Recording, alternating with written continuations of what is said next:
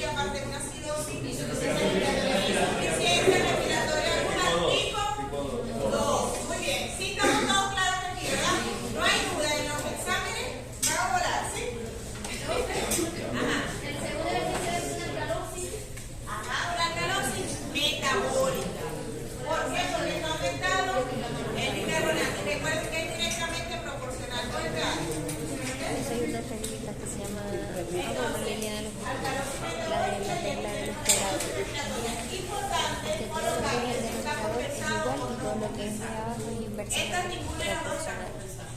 ¿Ok? Entonces, no compensado. Y aquí está el ejercicio más. ¿Qué hay en el primer ejercicio? Hay una alcalosis. ¿De qué tipo? Ajá, una alcalosis respiratoria. ¿Y cómo está la presión del oxígeno y la saturación? Está normal. ¿Qué debe estar haciendo este paciente para estar así? Está hiperventilando. Muy bien, está volando. Y en el segundo, en el último ejercicio que tenemos, ya se lo ¿cómo está el pH?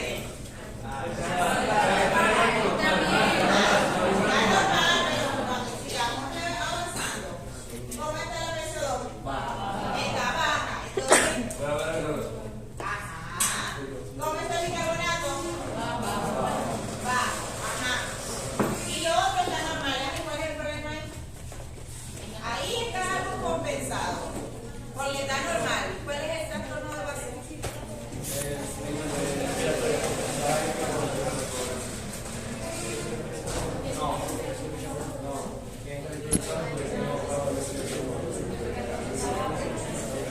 Silencio, hay que hacer el análisis. A ver, allá.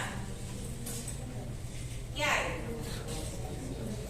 Acidosis metabólica compensada por el nivel de bicarbonato que está bajo. El pH está en acidosis porque está por debajo de los niveles normales. Uno analiza lo está normal, ¿verdad? Lo normal es del pH de 7.35 a 7.45. Ok. El bicarbonato está bajo. Si el bicarbonato está bajo, el pH debería estar bajo. ¿Ok?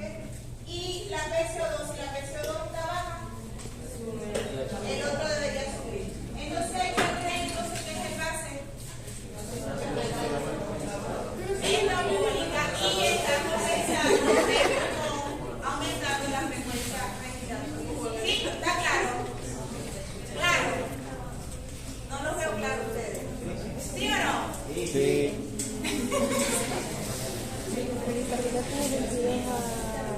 Bueno, vamos a iniciar entonces.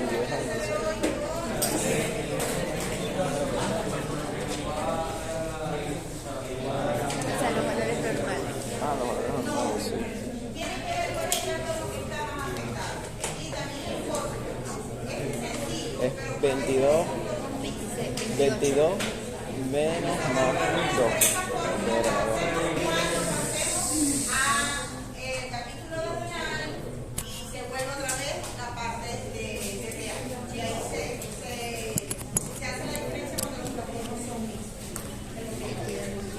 Aquí yo les doy un adelanto porque para ver la presión del oxígeno y la saturación usamos el pH. Y el pH no solamente lo vamos a ver en el lado, sino todo. Entonces vamos a iniciar con esto.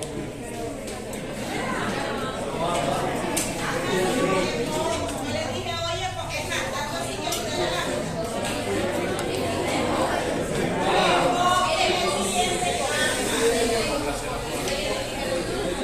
Es que ella dijo que la sirvió el foco y por eso se dijo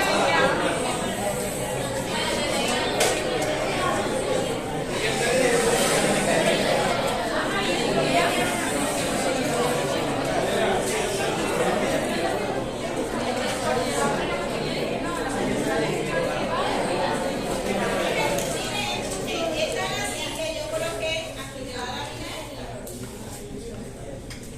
y dije presentación y vamos a ver EPOC. Estas eran las últimas láminas de mi presentación. No importa, igualito.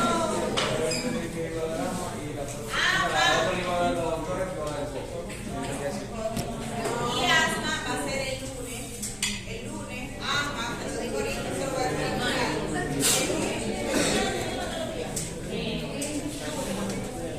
El lunes me va a dar todo. Viernes.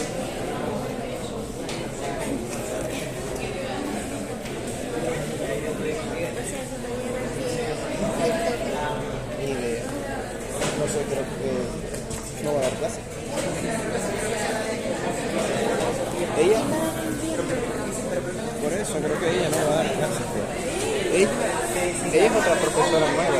leucemia, ¿verdad? Ella es otra profesora nueva leucemia, ¿verdad? Ya dan clases en el universitario. A ver, los que sí escucharon el tema que era enfermedad pulmonar obstructiva crónica. Los que escucharon. Ahora no se hagan todos los sordos. ¿Qué consideran ustedes o que han escuchado? O de pronto, ¿qué han escuchado hablar ustedes de la enfermedad pulmonar obstructiva crónica? Y de aquí. No importa que no hayan leído. Conceptos. A ver. La principal causa a nivel mundial es el uso del cigarrillo. Ajá, que el cigarro, lo que tiene es una de las principales causas, o la principal causa refiere. Okay. Ajá.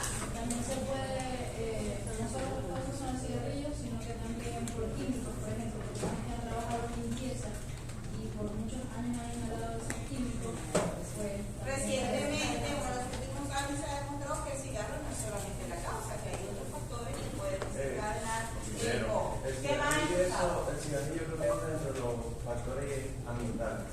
Y hay otros que son factores genéticos, de los que son un poquito menos, pero se ha descubierto que entre un 40% de pacientes que tienen eso no son fumadores. Ajá. Entonces, Pero ese 40% que no son fumadores también está relacionado con exposición a componentes ambientales, diferentes a y hay unas personas que tienen un menor porcentaje, como un 15%, que está relacionado mucho a la parte genética, que es el déficit de alfa-1 antitrófico. Ajá. ¿Qué más? ¿Ustedes han visto algún paciente en emergencia con EPOC? Tu abuelo tiene EPOC. ¿Y qué características tiene él?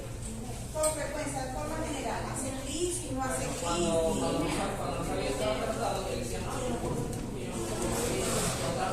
Escuche. Tú has trabajado en la carpintería toda tu vida. Y el barniz, el acerrín, él trabajaba sin tapabocas durante más de 40 años.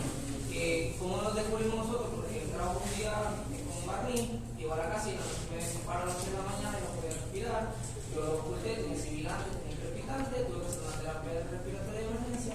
Pero antes de ese debut que fue como una manifestación Ya de venía una dando poco a exacerbación, poco. esto es importante, viene presentando síntomas de forma crónica, que ellos se pueden exacerbar. El EPOC es una enfermedad muy importante que ustedes descubrir, porque es una de las principales patologías respiratorias que llega a la emergencia. Y es una de las patologías que más recursos sanitarios demanda. Y es la patología respiratoria que más causa de muerte ocasiona. Tiene una alta tasa de muerte. Y fíjense, esta es la agenda que vamos a tener el día de hoy. Definición de POC, hay una nueva definición desde el 2023 según la POC. ¿Cuáles son los datos epidemiológicos? ¿Cuáles son sus causas, sus factores de riesgo? ¿Cuál es la trayectoria de la función pulmonar? Eso se está hablando mucho y con eso se está relacionando las causas ahora de POC que antes no se pensaba. Vamos a hablar de la fisiopatología, por supuesto, de los fenotipos, que ya aquí han hablado un poquito del bronquítico crónico, del extematoso, pero actualmente se manejan otros tipos, otros fenotipos, y que son importantes para el tratamiento. Por último, daremos diagnóstico, y aunque esta materia no se hace énfasis en el tratamiento, yo desde ahorita les voy a adelantar más o menos cómo se trata, porque es muy común que vayan a ver en emergencia un paciente con esto y para que ustedes tengan una idea de cómo se debe manejar este tipo de pacientes. Esta es la nueva definición. Fíjense que antes la definían como una enfermedad que era común, prevenible, tratable, incluso en la definición decía causada por el tabaco. Punto. Y también referían que había una obstrucción de la vía aérea y esa obstrucción era persistente y no reversible. Y actualmente se conoce que no es así. Y por eso se cambió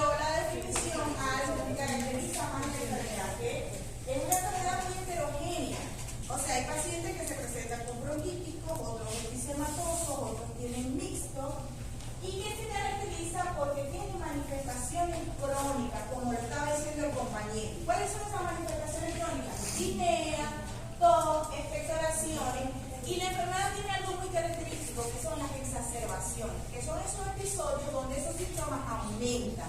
Y en ese momento es que el paciente va a la emergencia. Y puede ser debido a anomalías en la vía aérea, que son los bronquíticos crónicos, puede ser bronquitis o bronquiolitis, o por alteración a nivel alveolar, que son los que son episematosos.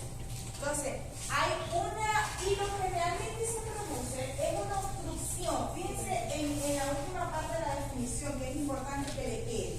Obstrucción persistente y a menudo progresiva del flujo aéreo.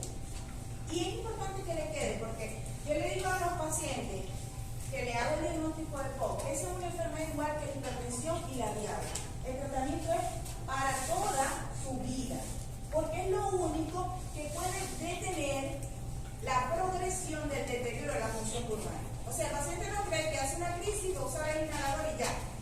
Si él no usa el inhalador, el deterioro va a seguir a un punto donde el paciente va a necesitar tener oxígeno normal. Entonces, si tu abuelo usa sus inhaladores constantemente, evitamos que se deteriore más la función pulmonar y que haga exacerbaciones frecuentes. Y las exacerbaciones, son esas crisis de ahorro que damos, está relacionado muy directamente con lo que es la muerte del paciente. Fíjense ustedes, voy a hacer una pregunta antes de entrar a la epidemiología. ¿Qué creen ustedes tiene más alta probabilidad de fallecer? ¿Un paciente que haga un síndrome coronario agudo o un paciente que haga una exacerbación de POC? ¿Qué creen que es más grave? La exacerbación de POC. La probabilidad de fallecer al año después de una exacerbación de POC es 3 veces más que la probabilidad de fallecer después de un infarto. Y se ha establecido en los estudios que un paciente que haga una exacerbación, sobre todo las exacerbaciones graves, que hacen insuficiencia respiratoria crónica reagudizada, la probabilidad de que ellos fallezcan a los 5 años es hasta el 50%. Por eso es que yo trato a mis pacientes que no hagan crisis, que no se exacerben, porque ese es un marcador directo del deterioro de esa función pulmonar. Y es mayor predicción de que ese paciente vaya a fallecer en los próximos años. Entonces hay que trabajar fuerte para evitarlo. Miren los datos. ¿Cuál es la primera causa de muerte a nivel mundial? No es el EPOC. ¿Cuál es? ¿Ah? No. Relacionada con hipertensión. Las cardiopatías isquémicas agudas. ¿Ok? Relacionada con hipertensión, que es hipertensivo, infarto. ¿Y la segunda? ¿Ah? No. Los accidentes cerebrovasculares. Y el EPOC representa la tercera causa de muerte actualmente. Fíjense que es la tercera causa de muerte a nivel mundial. Y en el 2019, 3.23 millones de personas fallecieron por causa de EPOC. Y casi el 90% de esos pacientes que fallecieron, que tenían menos de 70 años, esas muertes ocurren en países de bajo ingreso económico, o mediano como nosotros. Y aquí hay algo muy importante que ya estamos haciendo referencia, que el tabaco sí representa una alta causa de EPOC en los países desarrollados, fíjense, un 70%.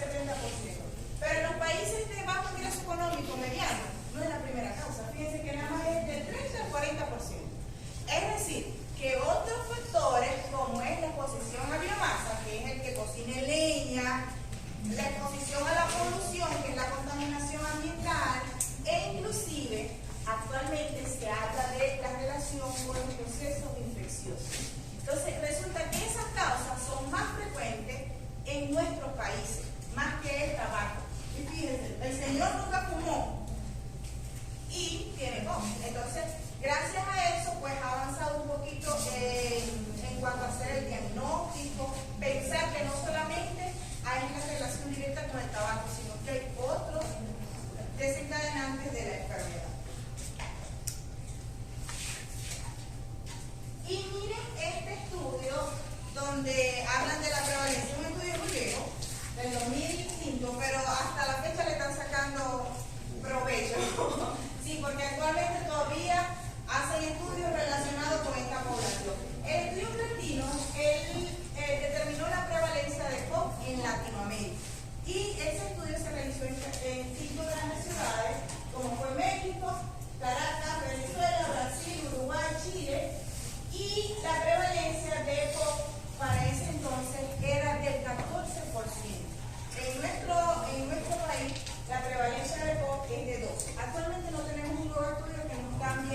la estadística. En términos generales, podemos decir que Latinoamérica, porque hay otros estudios que determinaron la prevalencia, por ejemplo en Colombia, como fue el Precopol, o otros que hicieron también en Uruguay, pero en términos generales, la incidencia de POC en Latinoamérica es más alta que en Europa. En Europa aproximadamente la prevalencia es del 10%. Y acá en Latinoamérica tenemos la prevalencia mucho más elevada, del 14%.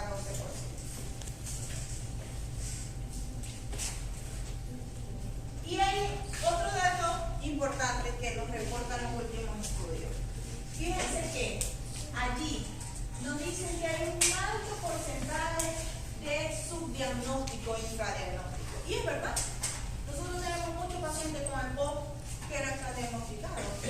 Y normalmente el diagnóstico se hace cuando ya el paciente está muy malo, cuando te hace crisis, ya ese paciente tiene años con la enfermedad y no había sido diagnosticada, no había sido tratada y ya el deterioro de la función pulmonar está muy avanzada. Y es por eso que la mortalidad es tan alta, porque hacemos el diagnóstico caro, muy caro. Y lo otro es que hay muchos pacientes, y es muy cierto, que están diagnosticados como EPOC. Y tú le haces una espirometría y resulta que no te dan los parámetros para decir que es EPOC. Y viene siendo manejado como pacientes EPOC sin realmente ser EPOC. Entonces, este es un problema que está recientemente, inclusive, fíjense que establece que este problema del subdiagnóstico o de los diagnósticos erróneos es lo que hace que el paciente no reciba tratamiento adecuado, que no reciba un tratamiento de forma oportuna. Y eso impacta grandemente de forma negativa sobre la salud del paciente. No es igual que yo haga un diagnóstico a tiempo y le dé el tratamiento correcto, la evolución va a ser mejor. Fíjense que esta enfermedad produce mucho deterioro en la calidad de vida del paciente. Es triste ver un paciente con EPOC, porque ya no es lo mismo. El paciente avanza tanto que le da temor hasta salir de su casa, porque le da miedo estar ahogado cuando está en fases avanzadas de la enfermedad.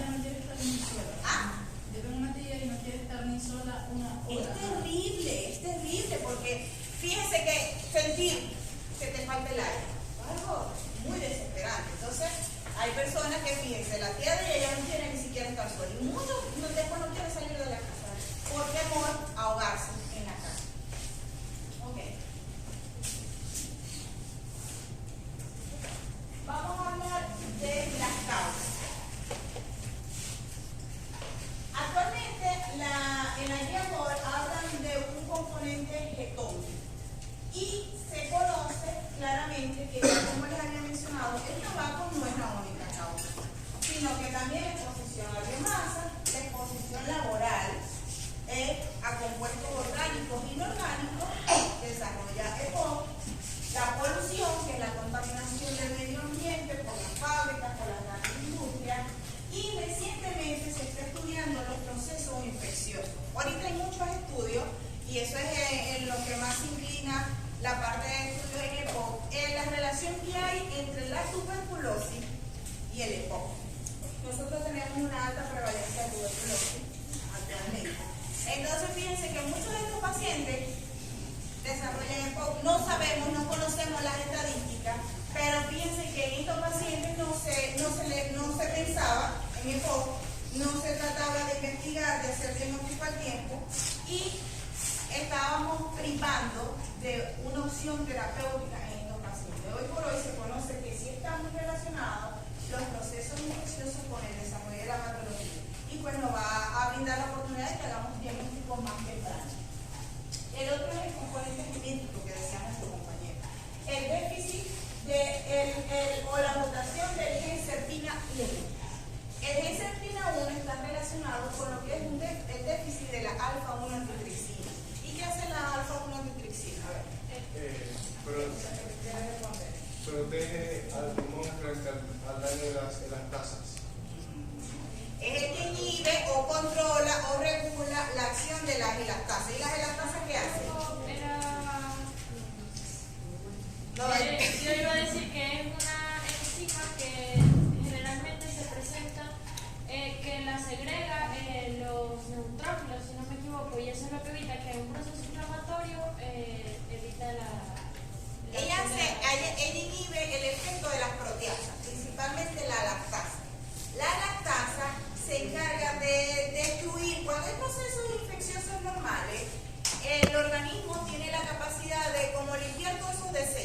para que el pulmón quede chévere y trabaje normal. Pero hay un desequilibrio entre ellas aumenta porque la alfa-1-angiotensina que debe inhibirla no la inhibe, no la regula y él comienza a destruir las fibras elásticas. Y al destruir las fibras elásticas, para hacerle el cuento corto, destruye el parénquima pulmonar y ya no tiene la misma capacidad de expandirse y de regresar otra vez a su funcionamiento normal. Y eso a la vez ocasiona, ¿qué creen ustedes? Si el paciente respira, entra aire y no tiene esa capacidad de expandirse como es y tampoco de llegar, ¿qué pasará? Es la principal causa de que el paciente tenga atrapamiento aéreo. Y antes de avanzar, ¿qué creen ustedes que puede ser el atrapamiento aéreo en el pulmón? Queda aire atrapado, no sale. ¿Qué hace? Puede haber neumotora porque ellos hacen pulas y esas pulas pueden romperse espontáneamente y hacer un neumotora. O sea, al romperse sale el aire al espacio pleural y hace neumotora. Pero ¿qué creen ustedes si yo me ingreso el aire y yo lo boto completo? Hay un colapso respiratorio. ¿Ah? Colapso respiratorio. Sí, no sale bien aire. ¿Ah? No se puso el dióxido de carbono. Recuerden que él difunde muy rápido y sí, pero en la medida que va disminuyendo la capacidad de ventilarse ese pulmón y empieza a hacer hipoventilación, y ahí es donde se comienza a acumular el dióxido de carbono, y ahí es donde el paciente, como está hipoventilado, empieza a ingresar menos oxígeno al cuerpo y está el paciente hipoxémico.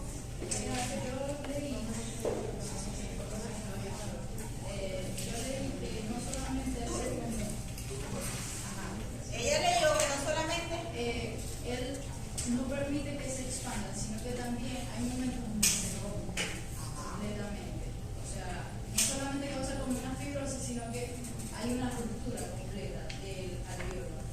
sí, ellos se rompen los tabiques y forman como unos macroalveolos que no dan el intercambio gaseoso como debe ser y lo que hacen es atrapar aire. Y ese aire dificulta la mecánica ventilatoria y ocasiona hipoxemia e hipercamia al final. Podría aumentar el shock, ¿cierto? Aumenta. Claro que sí. Porque produce alteraciones en relación ventilación-oxígeno. Ajá. Y habla muy bien de la relación que tiene el tiempo de exposición. No es lo mismo que usted se exponga a ese contaminante o ese agente que te va a afectar la vía aérea durante un año a que te expongas 2, 3, 5 años. Entonces está muy relacionado con el tiempo a exposición. Se están durmiendo. Vamos a preguntarle más. ¿Sí están entendiendo claro hasta aquí? Sí. El asma, yo leí que el asma era un factor de riesgo, que era 12 veces más probable que desarrollaran Eso es verdad. Porque al final, ¿qué pasa? Que al final el asma, como lo explicaba ayer los muchachos, produce un remodelado de la vía aérea. Y ese remodelado de la vía aérea te va a producir una obstrucción persistente del flujo aéreo, que es EPOC.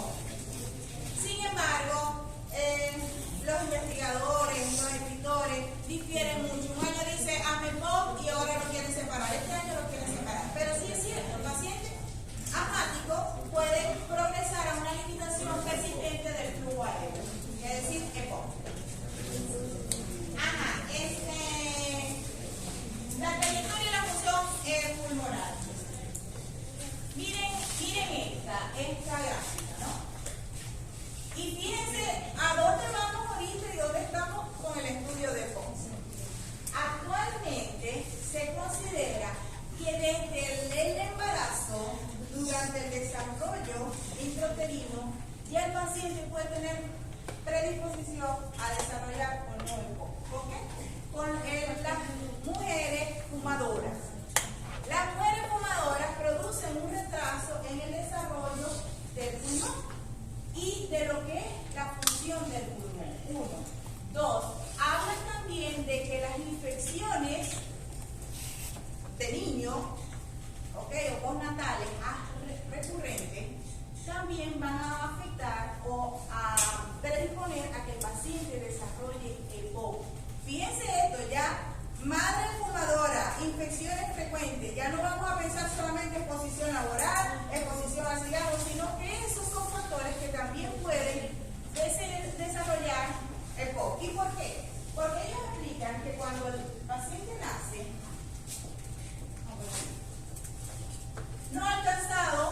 el máximo desarrollo de su función pulmonar.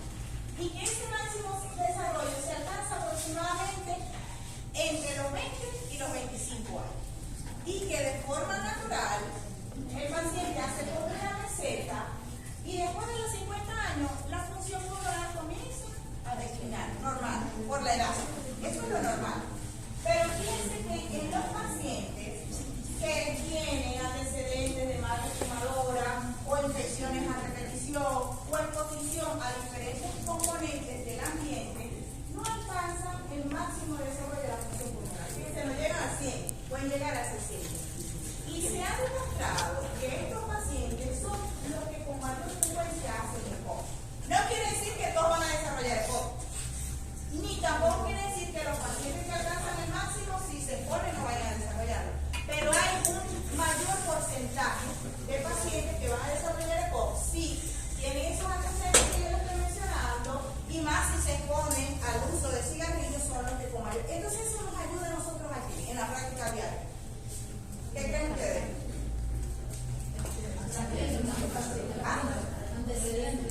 A pensar más rápido, a investigarlo, a indagar, voy a hacer diagnóstico. Porque fíjense que antes no fumo, no pienso de poco, es con otras cosas. Ahora no. Ahora sabemos que hay muchos factores que pueden desencadenar la enfermedad. Entonces todo eso yo lo interrogo y entonces me hace pensar, ¿y qué le voy a hacer al paciente para hacer diagnóstico? Me adelanto. Le hago una espirometría. Entonces ya yo sé quiénes son los candidatos para hacer espirometría a tiempo. No a todo el mundo, pero los que sí ustedes ven que tienen factores de riesgo, yo le voy a hacer una espirometría de forma natural. A ver. Si la mujer embarazada antes del embarazo fumaba y luego dejó de fumar, Se indica más que es durante el embarazo. ¿Ok? Así que a menos que deje de fumar durante el embarazo, vamos bien. ¿Estamos claros ahí? ¿Entendieron perfectamente la gráfica? Porque los nuevos estudios lo que habla es el desarrollo, el trayecto, la función y la relación con el desarrollo. Vamos bien, ustedes lo aquí. La población por ciento avanzamos. Entonces ahora vamos a hablar un poco de la fisiopatología y de los famosos fenotipos. Entonces dijimos que hay dos principales fenotipos, que esos eran los que se conocían antes. ¿Qué eran cuáles? Acá, duro. el enfisema está relacionado directamente con el alveolo y la parte que se acompaña con la bronquitis, que está relacionada con el bronquio y el bronquiolo. Muy bien, aquí. De hecho, creo que Me encantan estos muchachos, son proactivos, ustedes están callados, ¿ah? antes, desde el enfisematóxico, Escuchen. muy flaco, más bien un tono Caléxico, con el índice de masa corporal bajo. Exactamente. Y al bronquítico crónico lo llamaban el azulado abotarado. El soplador azul, cianótico, gordito. Muy bien. Antes se conocían esos dos fenotipos, el episematoso y el bronquítico. Incluso esa definición ya ha cambiado, todos los años cambia, ¿no? Antes, dentro de la definición, decía que el EPOC estaba en las dos entidades y en la definición estaba bronquítico crónico o episematoso. Ok, entonces como muy bien lo dijeron, en el episematoso, ¿qué pasa? Hay destrucción de lo que es el alveolo y forman esos macrosacos que no van a permitir que se dé el intercambio gaseoso como debe ser y va a llevar a una insuficiencia respiratoria. Y el bronquítico crónico, donde predomina es la inflamación de la vía aérea, el aumento de producción de moco y de secreción, y eso que va a ocasionar disminuye el diámetro, la luz, y va a entonces producir una limitación al flujo aéreo. También está, por ejemplo, en esos dos hay diferencia. Por ejemplo, el episematoso generalmente no produce todo. Poco tiene tos ni secreción. Entonces, el bronquítico crónico se caracteriza porque todo el tiempo está tosiendo y con mucha expectoración. ¿Okay? Muy bien.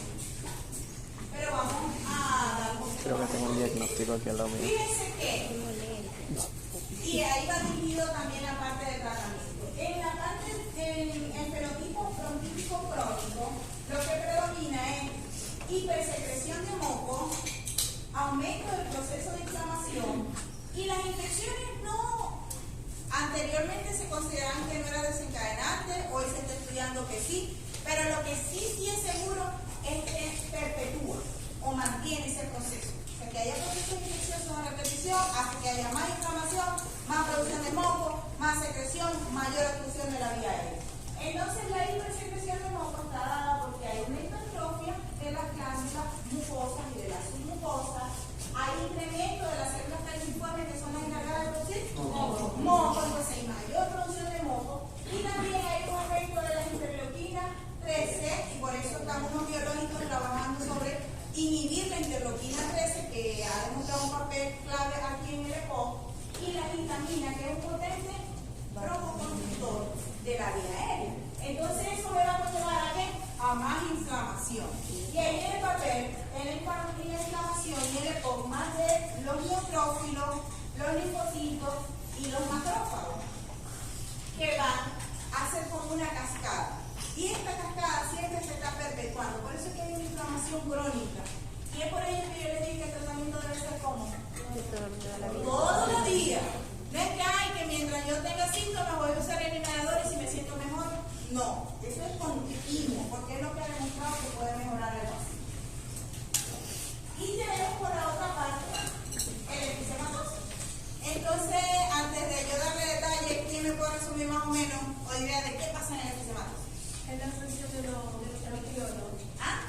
Se destruyen los tabiques. Los tabiques separan un alveolo del otro alveolo, ¿verdad?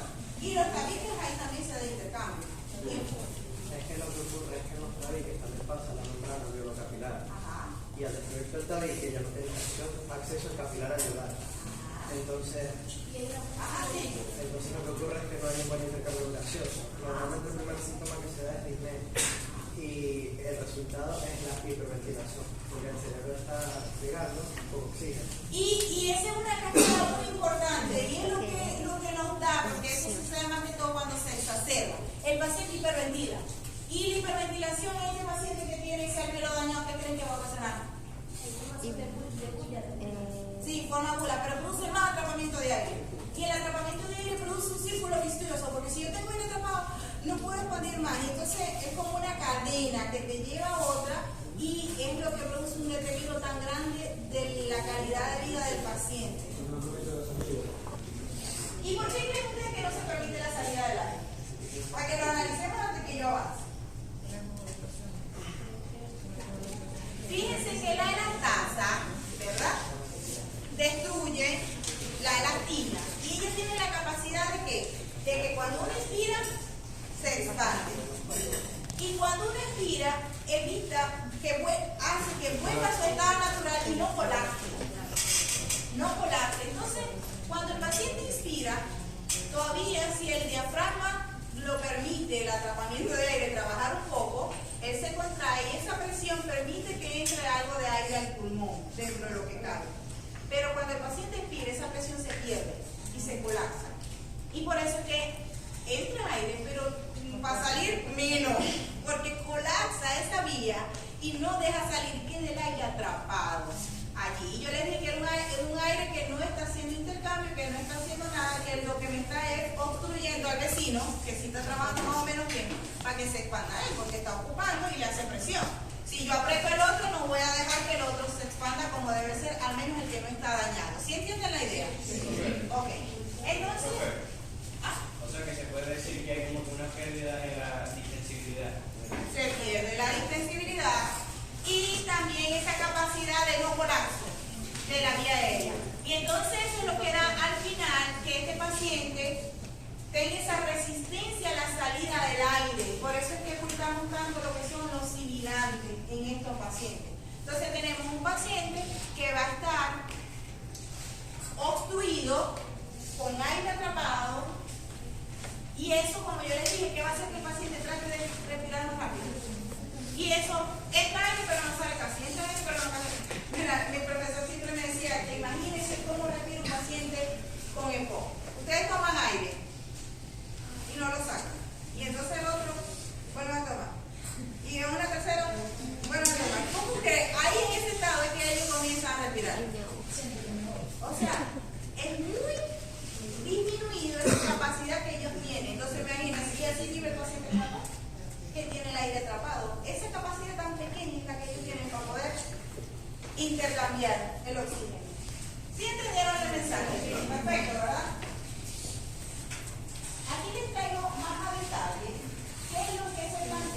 en el enfisema pulmonar. Las teorías.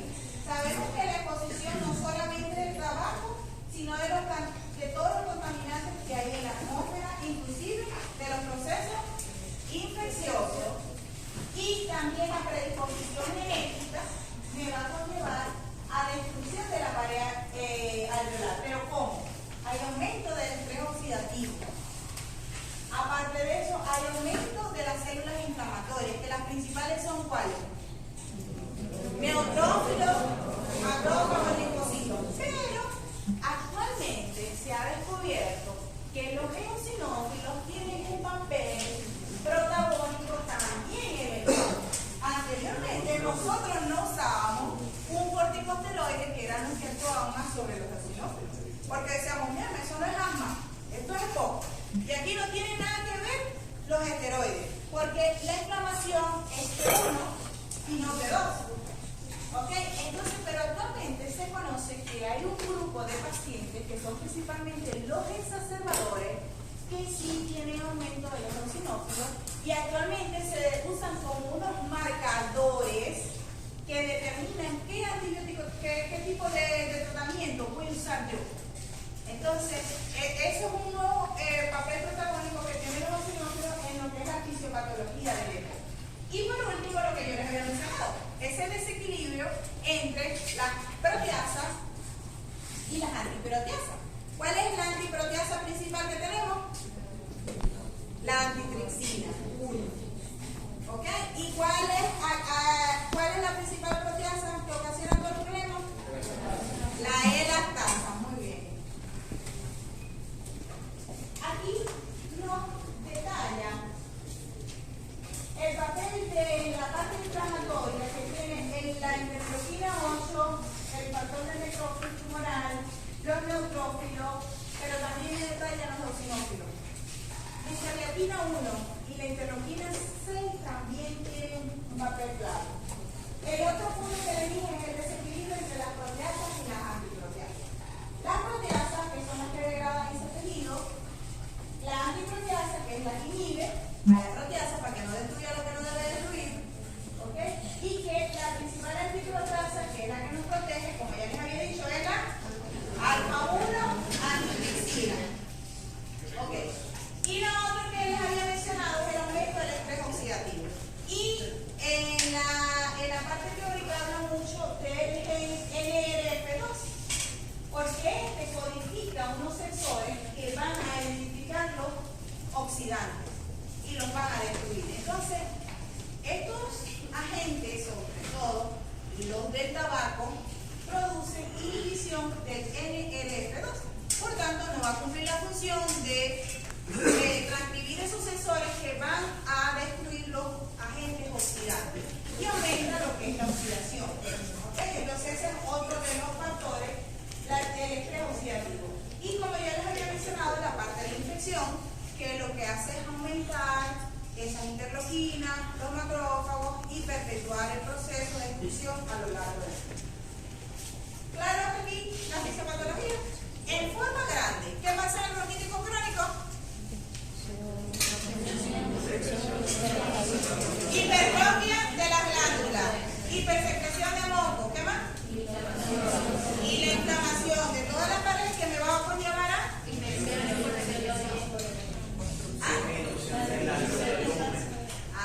restricción, obstrucción continua de la vía aérea, obstrucción continua de la vía aérea. ¿Y clínicamente qué va a tener ese paciente? Expectoración, ¿qué más? Linea, ¿qué más? A la ocultación. Sibilante, también puede haber trombus. Y estos pacientes hacen mucha infección a repetición. Ahora, antes de ir con la parte de los crepitantes, ahí no tanto, sí se puede ver cuando hay más daño parenquimatoso. Y anteriormente se consideraba efisema sin fibrosis. Ahora no. Ahora también nos habla una entidad fibrosis y efisema. Cuando hay fibrosis, hay crepitantes. Ajá. ¿Cuál es o cómo es la definición clínica entonces del paciente bronquítico crónico? ¿La ha leído? Porque, ¿cuál es la definición clínica del paciente bronquítico crónico? Porque no a todos venimos y le hacemos la determinación de las interleuquinas y le medimos el grosor, nos orientamos por la clínica, pero ¿cómo hacemos el diagnóstico? ¿Han escuchado qué es bronquitis crónica?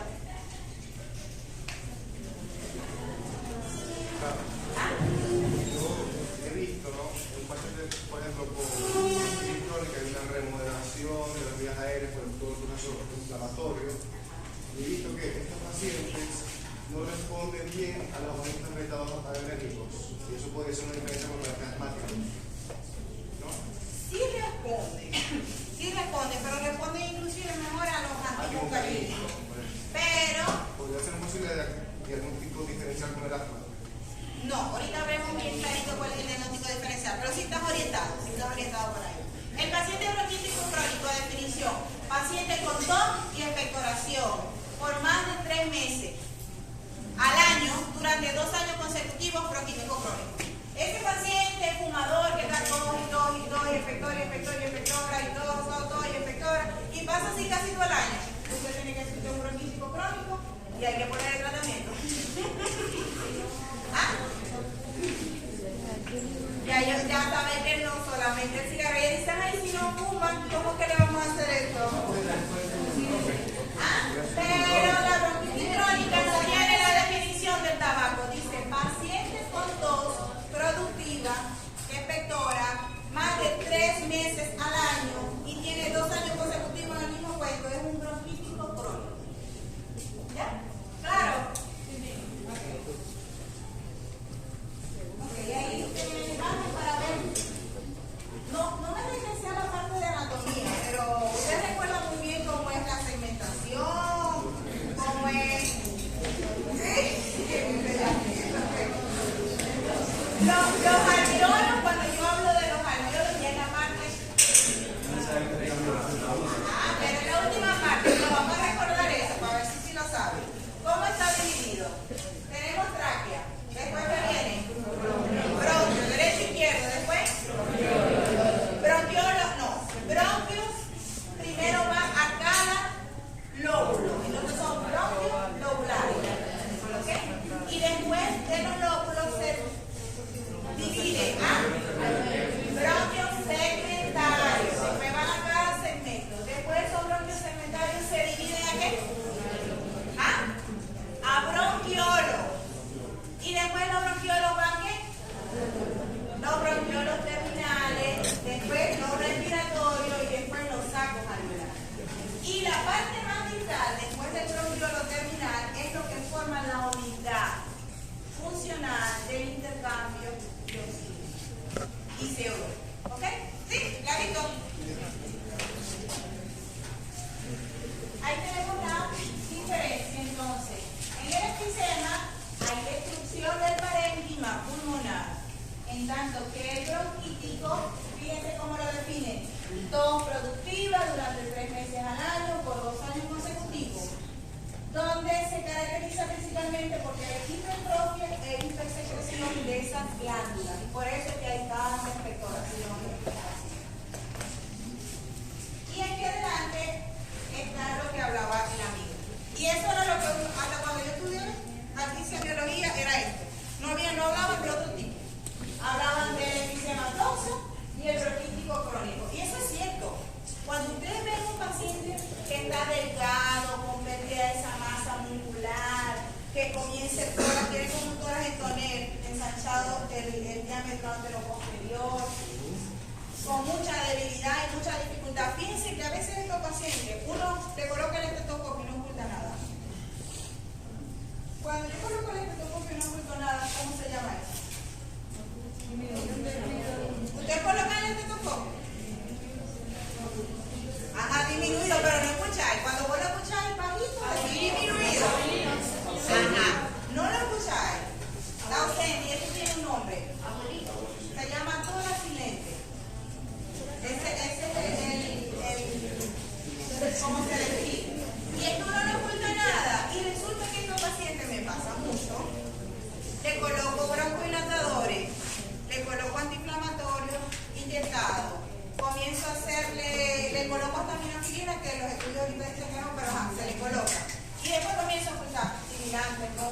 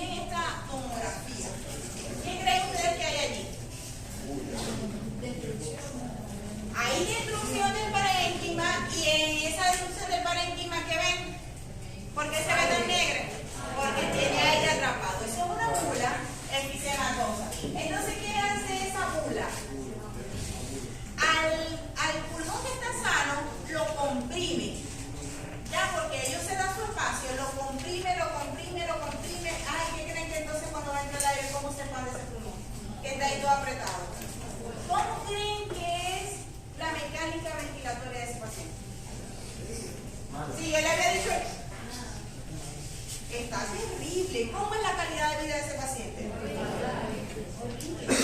Por eso es que presten atención, hagamos diagnóstico temprano de POC para que no le suceda esto. Y lo peor es que le suceda mucho a nuestros familiares, ¿verdad? Porque aquí varios, muchísimos deben tener pacientes con EPOC. ¿No? Pero actualmente no se habla solamente del paciente bronquítico crónico y efisemático, sino que se está hablando de los que agudizan y los que no agudizan. Cuando yo hablo de agudización es igual cuando hablo de exacerbación. ¿Y por qué ahora entonces dicen, ajá, no, vamos a clasificarlo en los que hacen crisis con mucha frecuencia y a los que no hacen crisis? Por lo que yo les había mencionado al inicio. ¿Qué pasa con los pacientes que hacen crisis con frecuencia? Duro. Tienen mayor tasa de mortalidad y aparte de eso, si yo hago crisis, también ¿qué pasa? Deterioro de la función pulmonar y obviamente la calidad de vida de ese paciente es peor, ¿no? Entonces lo clasifican no agudizadores. Entonces, ¿quiénes son los no agudizadores? Un paciente que hace una sola crisis moderada o leve al año. ¿Y quiénes son los agudizadores? Son los que hacen 2 crisis moderadas o hacen una crisis grave que amerita un ingreso en el hospital. Entonces, si yo no hago o hago una muy leve o moderada, es no agudizador.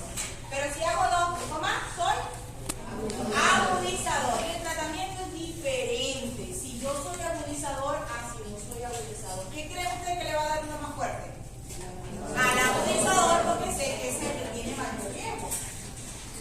Y actualmente no se dejan llevar solamente agudizador y no agudizador, sino que se ha demostrado, según los estudios, que los agudizadores son los que tienen los eosinófilos más altos, con frecuencia, no todos, pero han visto mayor incidencia de aumento de los eosinófilos en los pacientes agudizadores. Y entonces ahora se clasifican en los de bajo riesgo, que son los no agudizadores,